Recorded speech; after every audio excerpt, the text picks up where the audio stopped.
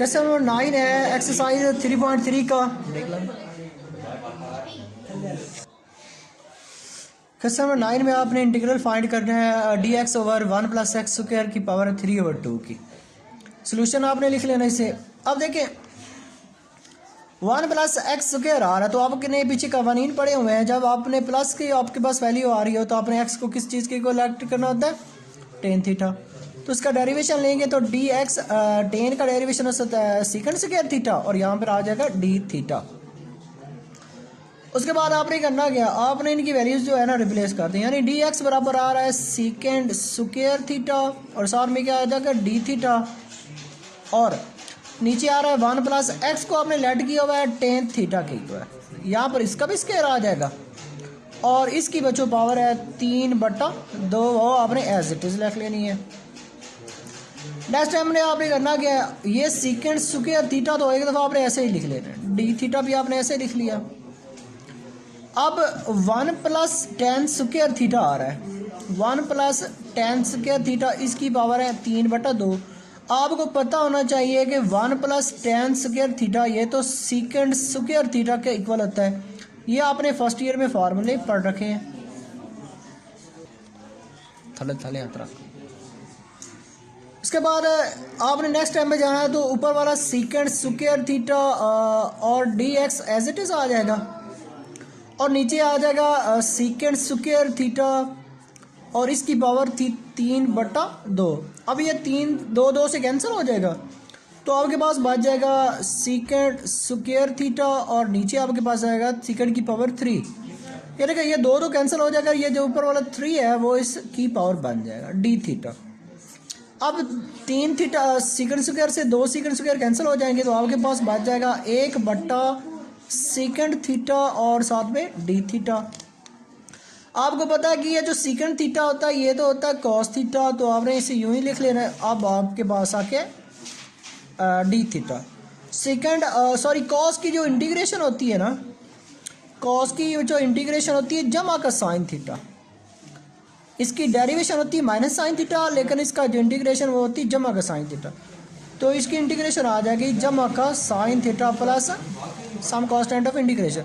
अभी आपका ना सवाल प्रूव नहीं हुआ, वो इसलिए कि आपने ना स्टार्ट में एक्स को लेट किया हुआ था टेन थीटा के इक्वल। अब सवाल में आपके पास जो वेरिएबल है वो एक्स है, लेकिन आप जो सॉल्व करके आपने निकाला है वहाँ पर थीटा आ रहा है।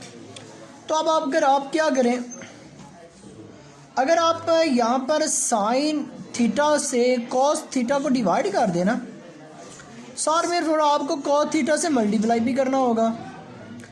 ये मैंने इसलिए किया कि ये मेरा पास टेन थीटा बन जाए और मैं करूँगा क्या, इस कॉस थीटा को मैं नीचे ले आकर इसे सेकंड थीटा बना लेता हूँ।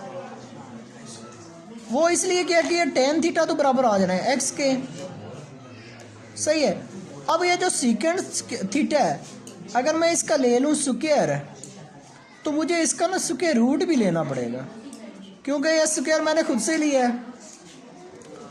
उसके बाद देखिए सेकंड स्क्वायर थीटा तो बराबर होता है 1 प्लस टेन स्क्वायर थीटा के, वो आपने रिप्लेस कर देना है उसकी जगह पे, plus some constant of integration आ जाएगा।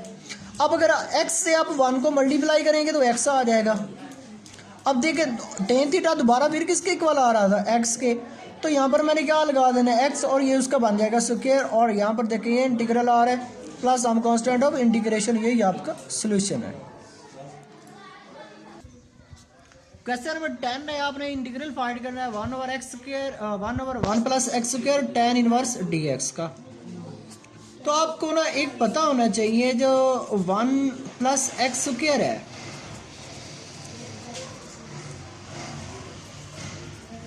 आपने पढ़ा हुआ है कि डेरिवेशन के टर्म यानी चैप्टर नंबर 2 में अगर मैं डेरिवेशन लूँ ना टेन इनवर्स का, टेन इनवर्स का डेरिवेशन आता है 1 ओवर 1 प्लस एक्स स्क्वायर। यहाँ पर गौर करें तो 1 ओवर 1 प्लस एक्स स्क्वायर है, सही ज़रूर है इसके साथ, लेकिन ना इसमें टेन इनवर्स जो है ना मल्टीप्लाई हो रहा है। तो आपने करना क्या, बस थोड़ी सी कि इसके अंदर आपने चेंज ही कर लेनी है। वो कैसे, आपने पढ़ा हुआ है अगर x ओवर 2 और y होना तो ये 2 जो है ना वो नीचे मल्टीप्लाई हो सकता है, यानी x/2y हो सकता है।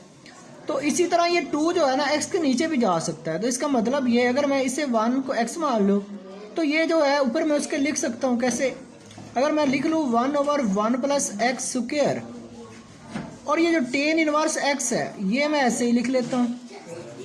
आप देखें, ये इसका मतलब यही है कि ये वही सेम टू सेम क्वेश्चन है। अब अगर इसे आप नीचे मल्टीप्लाई करेंगे तो 1/1 plus x square tan inverse x हो जाएगा।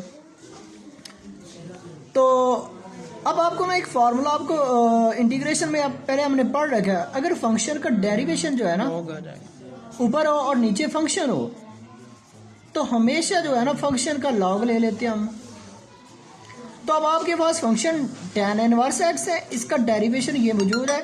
तो आपने करना क्या, आपने tan इनवर्स करना है ना, लॉग ले लेना है tan inverse x plus some constant of integration, और यही आपका सोल्यूशन हो जाएगा। सर वेट, क्वेश्चन नंबर 11 है, आपने इंटीग्रेशन फाइंड करनी है square root of 1 plus x और 1 माइनस एक्स डी एक्स की। तो इंटीग्रल ऐसे लिख ले, 1 plus x over 1 minus x का हो जाता है स्क्वायर रूट, सामने क्या है जी डी एक्स। अब देखें, आपने इसके इंटीग्रेशन फाइंड करने से पहले आपने करना क्या है, आपने 1 प्लस एक्स ऐसे ही लिख लिया है, 1 माइनस एक्स को भी आपने आप ना नीचे वाली रकम का रैशनलाइज कर दें। आप ना इसका साइन चेंज करके ना इसे 2 दफ़ा मल्टीप्लाई कर दें, और ये जो स्क्वायर रूट है ना ये इसके ऊपर एज इट इज आपने रहने देना। अब देखिए ऊपर वाली दोनों वैल्यूज जो सेम है तो ये आपस में मल्टीप्लाई होने के बाद स्क्वायर बन जाएंगी, और इनका स्क्वायर रूट जो है एज इट इज आ जाएगा। और नीचे फार्मूला बन जाना ए स्क्वायर माइनस बी स्क्वायर वाला, और इसका भी आपने क्या करना है, अलहदा इसे ही आपने इसकी इंटीग्रेशन ले लेनी है। अब नेक्स्ट टाइम में आप देखिएगा ये जो ऊपर इसका स्क्वायर है ये तो कैंसिल हो जाना है स्क्वायर रूट से, तो 1 plus x over 1 minus x square, इसका स्क्वायर रूट नहीं कैंसिल हो रहा, ये एज इट इज इसके ऊपर मौजूद है। नेक्स्ट टाइम में आपने करना क्या, ये जो डिनोमिनेटर है ना आपने न्यूमरेटर की दोनों वैल्यूज के साथ डिवाइड कर देना है, यानी 1 से भी आपने इस वैल्यूज को डिवाइड कर देना है, और 2 से यानी दूसरी जो है x है उससे भी आपने क्या कर देना है, इसको डिवाइड कर देना है, और ये जो आपने ब्रैकेट लगा के ना dx ऐसे लिख लेना है। नेक्स्ट टाइम में आपने दोनों साइड पे इंटीग्रल अप्लाई कर देना है, यानी इस पर भी आपने इंटीग्रल अप्लाई कर देना है, और इस फंक्शन पर भी आपने क्या कर देना है, इंटीग्रल अप्लाई कर देना है। अब आप देखें इस वैल्यू को मैं गौर से देखूँ तो ये मेरे पास साइन इनवर्स का फार्मूला बन रहा है। साइन इनवर्स का जो डेरिवेशन है ना, साइन इनवर्स की आपने डेरिवेशन पढ़ी हुई है, वो बच्चों आती है डी ओवर डी एक्स, वो आती है 1/1 माइनस एक्स स्क्वायर का स्क्वायर रूट, ये आपने डेरिवेशन चैप्टर में पढ़ा हुआ है। अब देखें इस फंक्शन, अगर मैं नीचे वाले फंक्शन 1 माइनस एक्स स्क्वायर को फंक्शन मान लूँ ना तो उसका मैं डेरिवेशन चेक करता हूँ, उसका डेरिवेशन आता क्या है। मैं क्या कर रहा हूँ, मैंने 1 माइनस एक्स स्क्वायर को फंक्शन मान के उसका डेरिवेशन लेकर चेक कर रहा हूँ क्या आता क्या है। इसका 1 को तो कांस्टेंट 0 आ जाएगा, एक्स स्क्वायर का माइनस ये 2x आ रहा है, यानी माइनस का 2x आ रहा है। यहाँ पर देखें तो x के साथ सिर्फ 2 मौजूद नहीं है, अगर 2 होता तो इसका ये डेरिवेशन बन जाना था। अच्छा बच्चे अक्सर सवाल में गलती ये कर जाते हैं कि मैं एक दफ़ा इसे ऐसे लिख लूँगी, मैं क्या करता हूँ 1 माइनस एक्स स्क्वायर की पावर जो है ना इसे उठा के -1/2 कर लेता हूँ, और साथ में ये dx लिख लेता हूँ। मैं आपको बात ये बताने वाला था कि अक्सर बच्चे करते क्या है कि -2 से ऊपर मल्टीप्लाई करते हैं, साथ में -2 से डिवाइड करते हैं, फंक्शन का डेरिवेशन ऊपर मौजूद होता है तो फंक्शन का लॉग ले लेते हैं, जिसकी वजह से सवाल हो जाता है गलत। अब आपने करना क्या है, मैं आपको एक स्ट्रेटजी बताता चलूँ कि लॉग सिर्फ उस वक्त लेते हैं फंक्शन का जब आपके फंक्शन की पावर जो है ना वो 1 से बड़ी हो, तो आप फंक्शन का 1 हो तब भी आपने लॉग लेना है, 1 से छोटी हो तब भी आपने लॉग नहीं लेना। 1 हो तो आपने लॉग लेना है, 1 से बड़ी हो तब भी आपने लॉग नहीं लेना, 1 से छोटी पावर हो तब भी आपने लॉग नहीं लेना।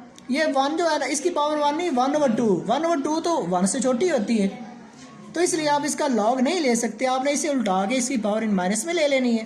फंक्शन के साथ आप मल्टीप्लाई करके वो मल्टीप्लिकेशन वाला अपने फार्मूला लगाना है। तो समझ आई थिंक आपको आ गई होगी। तो मैं क्या करता हूँ, -2 से मैं मल्टीप्लाई कर रहा हूँ, सॉरी डिवाइड करना पड़ेगा क्योंकि मैंने वहाँ पर मल्टीप्लाई करना है। तो 1 - x² की पावर आ रही -1/2, यहाँ पर -2x और साथ में dx। ये -2 से मैंने मल्टीप्लाई कर दिया, साथ में -2 से डिवाइड भी कर दिया। अब आपने यहाँ पर आपको फार्मूला बन रहा है कि फंक्शन के साथ अगर उसका डेरिवेशन मल्टीप्लाई हो रहा हो ना, फंक्शन के साथ उसका डेरिवेशन मल्टीप्लाई हो रहा हो तो आपने फंक्शन की पावर जो है ना उसमें एक ऐड कर देना होता है और उसी से आपने डिवाइड करके plus some constant of integration लेना होता है। तो यहाँ पर ये फंक्शन है, ये इसकी पावर है, तो ये sine inverse x as it is आ जाएगा, -1/2 भी आ जाएगा। तो आप क्या करना है, -1 - x² की पावर -1/2 में आपने 1 ऐड कर दिया है और उसी से आपने क्या कर दिया, divide plus some constant of integration. Next में आपका सोल्यूशन कंप्लीट होने वाला है। तो ये -1/2 एज इट इज़ आ गया, 1 - x²। इसे आप ऐड करें तो जमा 1/2 बनता है। तो जमा 1/2 का मतलब यही होता है कि जज़र है। यहाँ पर भी 1/2 बन रहा है plus some constant of integration, ये दोनों कैंसिल हो जाएंगे। तो आपके पास आ जाए सोल्यूशन आपका साइन इनवर्स x -1 - x² का square root plus some constant of integration. Question number 12 है, आपने इंटीग्रेशन फाइंड करनी है sine theta over 1 plus cos square theta d theta. अब आपने क्या करना क्या है कि लेट कर लेना कॉस थीटा को, सिर्फ कॉस थीटा स्क्वायर को नहीं, कॉस थीटा को आप लेट कर लें कि x के इक्वल है। इसका डेरिवेशन लेंगे तो ये आएगा minus sine theta d theta और यहाँ पर आ जाएगा dx। समझ आ रही है? तो अब आपने करना क्या है कि ये जो माइनस साइन थीटा है ना, इसे आपने dx ठीक हो गया। तो माइनस से मल्टीप्लाई करेंगे तो यहाँ पर माइनस आ जाएगा, ठीक है। तो आपने करना क्या है कि देखें जमा का साइन थीटा बच रहा है यहाँ पर और बच रहा है डी थीटा, ये बराबर आ रहा है माइनस डी एक्स के ऊपर है साइन थीटा डी थीटा, वहाँ पर आपने क्या लिख लेना माइनस डी एक्स। और डिनोमिनेटर में यहाँ पर देखें 1 प्लस क्या आ रहा है कॉस थीटा, तो कॉस थीटा को आपने एक्स लिखा हुआ तो यहाँ पर इसका स्क्वायर हो जाएगा, ठीक है। तो ये माइनस जो है आप इंटीग्रल से पहले ले लें तो आपके पास आ जाएगा dx over 1 plus x square. आपको इसका ना फार्मूला पता होना चाहिए कि डेरिवेशन जो है ना टेन इनवर्स का वो तो होता है 1 ओवर 1 प्लस एक्स स्क्वायर।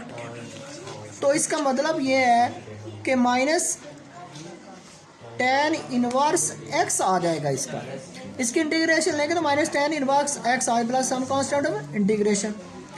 अब आपने करना क्या है कि सवाल में आपके पास थीटा था, फंक्शन में आप जवाब में आपके पास वेरिएबल वो एक्स आ रहा है। तो यहाँ से अगर आप थीटा निकालना चाहें तो थीटा बराबर आ जाएगा कॉस इनवर्स एक्स की, ये जो कॉस है वो साइड पे जाके इनवर्स हो जाएगा। तो अब एक्स की जगह पे आपने क्या लिख लेना है cos inverse x, cos inverse